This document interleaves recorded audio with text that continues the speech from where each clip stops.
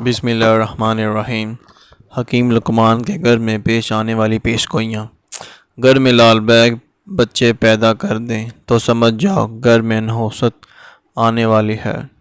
گھر میں کتا آ کر پیشاب کر دے تو سمجھ جاؤ گھر کو کسی کی نظر لگنے والی ہے۔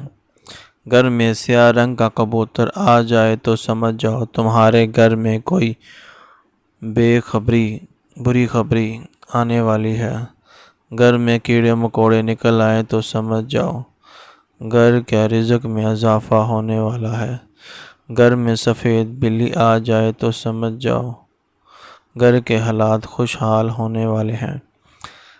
گھر میں مکڑی جال بنانا شروع کر دے تو سمجھ جاؤ گھر میں دولت کے دروازے بند ہو جائیں گے۔